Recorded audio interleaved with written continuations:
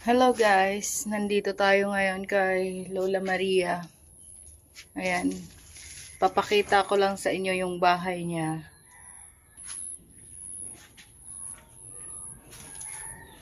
Ito yung kusina ni Lola. Ito. Tapos nandito pa yung mga papeles niya. Ayan yung CR. Ayan, so may ano lang ako, may sasagutin lang ako kasi may mga nagtatanong sa inyo kung sino na ba ang titira dito sa bahay ni Lola na ngayon ay wala na siya.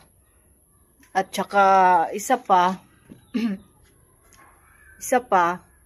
nagtatanong din yung iba niyang kamag-anak kung sino daw ang titira na dito sa bahay niya. Ngayon wala na si Lola. So guys, kayo ang tatanungin ko, sino ba ang gusto niyong tumira dito sa bahay ni Lola? Kung para sa akin, mas maganda na siguro na hindi na natin pakialaman muna yung bahay ni Lola. Respeto na din sa kanya.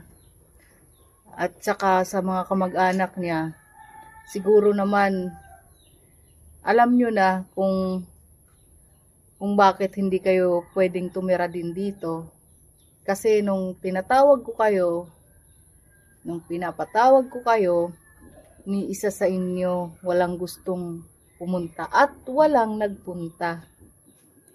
Ngayon na wala na si Lola, parang nag-aano kayo, nag-aagawan sa mga naiwan niya, yung mga gamit niya, yung lahat ng pwedeng pakinabangan dito sa bahay niya, ay tinatanong nyo kung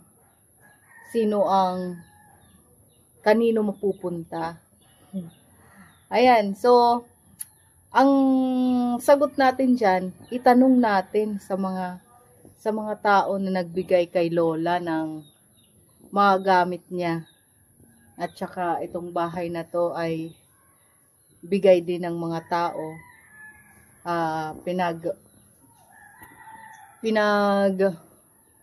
Ambag-ambagan para makagawa si Lola Maria ng ganitong bahay. Tapos ngayon nawala na, parang ang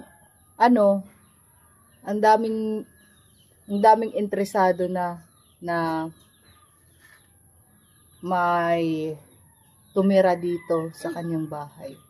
Kaya ang tanong ko sa inyo guys, sa mga followers ni Lola, sa mga nagmamahal kay Lola, ay sino ngayon ang gusto nyong tumira sa bahay na to? Ano ang gusto nyong gawin natin sa bahay ni Lola Maria? Ayan. Tapos, tanungin na din natin si Lola Susana kung anong magiging reaction niya sa mga nagtatanong na mga kamag-anak. Ngayon na wala na si Lola, may mga kamag-anak naman pala. Ang dami, 'di ba? Tapos kung kailan kailangan ni Lola ng pag-aalaga nila, ay wala sila. Yun lang naman. Mag-ano tayo kay Lola Susana kasi si Lola Susana ay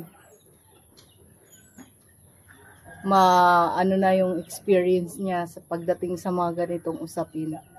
Kaya hingiin natin yung kanyang opinion tungkol dito. Yun lang. Ayan Lola, may tanong lang ako sa inyo. Ano yung magiging reaction nyo na may mga nagsasabi sa mga followers natin na, di ba wala na si Lola Maria? Papaano na daw yung bahay niya? Sino na daw ang titira? Ano yung magiging reaction nyo or suggestion nyo? Sino ang titira? Panibagong tutulungan or diyan lang yung bahay, walang titira? Anong gusto nyo? Para sa akin, kung mayroon tumira dyan, mabuti may kapitbahay ako. Kung wala, tumitigil din ang isipan ko kasi wala naman. Ano man aanuhin ko kung wala. Paano kung yung kamag-anak niya, ni Lola, ang gustong tumira?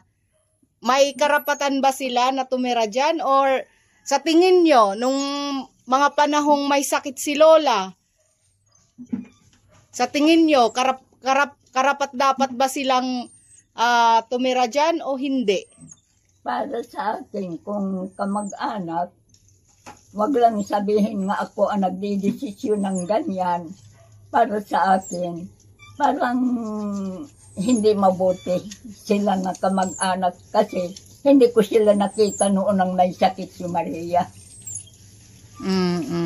Iyon ang maaano ko sa isipan ko. Ewan ko lang kung ano ang lalabas dyan sa inyo, sa iba. Pero sa akin, parang hindi pwede ang kamag-anak. Kasi nung mga panahong kailangan sila ni Lola, ay wala namang nag-alaga. Nagpunta dyan. Wala. Nagpunta. Ayaw nila, ayaw. Nang patay na, yan, may nagsalita na sabi niya, ang inaanuhan daw niya, yung mga gamit baka makuha ng iba. Ewan ko kung dinala niya yung mga gamit o wala. Hindi ko alam kasi nandyan lang ako, nandito sa bahay, labasan dyan, dito sa bahay, tinutingnan ko sila, nang marami sila. Pero ang kwentuhan at ginagawa, wala ko na intindihan sa kanila. So, sa palagay nyo, sa opinion nyo, hindi sila karapat-dapat na tumira dyan. Ano? Kung nag-ano sila ng buhay pa, nang hinahanap sila ng kapatid nila nga nawala. Hinahanap sila ng buhay pa, nananawagan pa, wala naman nagpupunta dyan. Yan lang ang nalaman ko nga naghahanap noon ng buhay pa ng mga kapatid. Wala naman nagpunta dyan.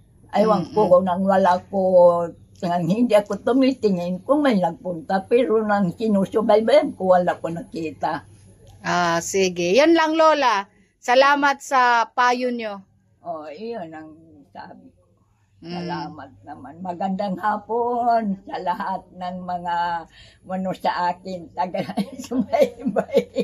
Tagatulong sa akin. Magandang hapon po sa inyo lahat. Bye-bye.